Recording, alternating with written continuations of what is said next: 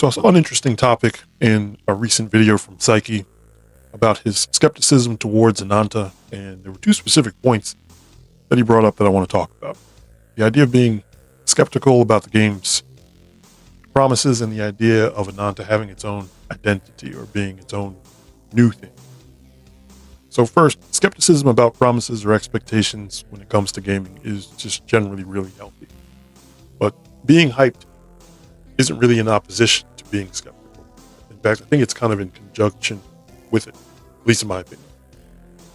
The more hyped you are about a game, the more critical you should be about its promises and progress. So I definitely agree with Psyche and others in being skeptical or cautious, especially about a game that very few people have actually even played. I don't, however, think that trying not to be hyped has any positive effect, or, that you actually just might miss out on the benefits of hype in the first place. See, if the game's bad, you can always roast it later, especially your free game. But the more that you show that excitement and spread it, the more you're telling the devs and the industry that this is what you want, especially showing them the market for the game by igniting others to also be hyped around it. It's up to the devs if they can actually pull it off. There's no real value to us overthinking that in advance. So the method turns out to be something kind of like hype but verify. And my concern with skepticism, though, is the idea that the game is just too ambitious in 2025 or 2026. Sometimes I think we kind of baby the industry just because they are training us in recent years to think that they can only do the minimum, especially if you've been in the gacha collector space for the last few years.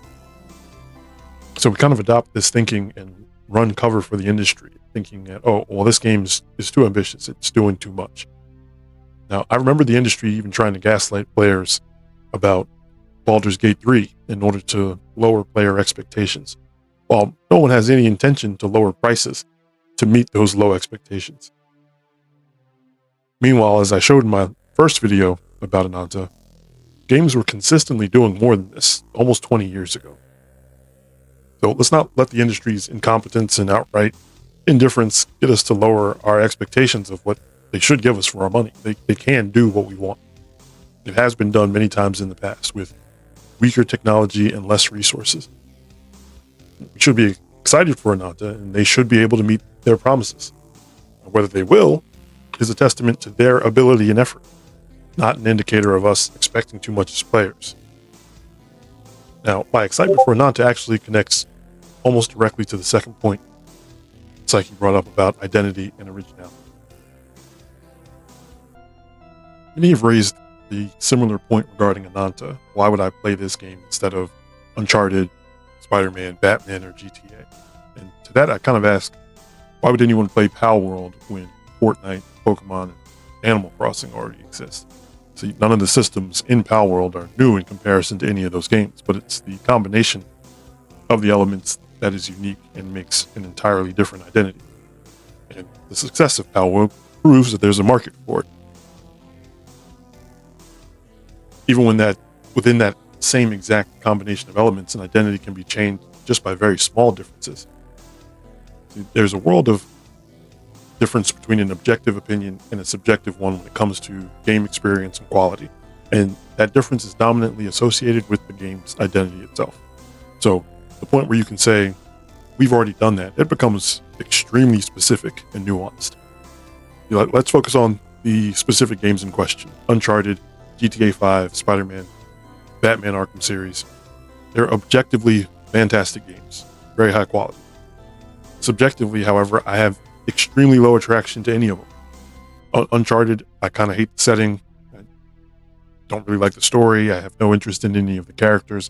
I don't even really like the way the guy runs and moves around.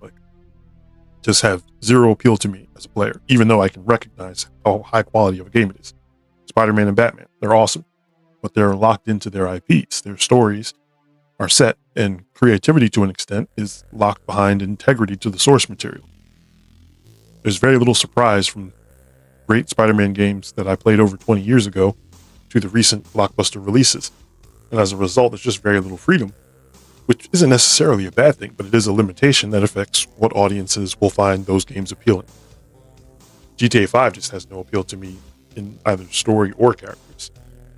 I personally just have no fantasy about being a terrible person, especially in such a serious and heavy tone and setting. Which is a great example because the GTA clone, Saints Row the Third, that's one of my top 10 favorite games of all time.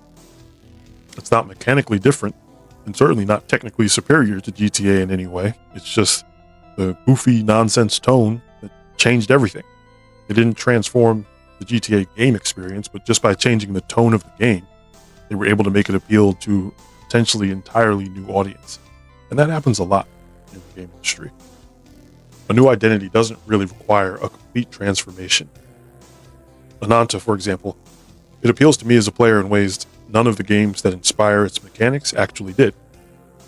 Even among the anime character collector space, Ananta's world, characters, the MC, personalities, the tone, the art style, the character design, it's ticking every box for me.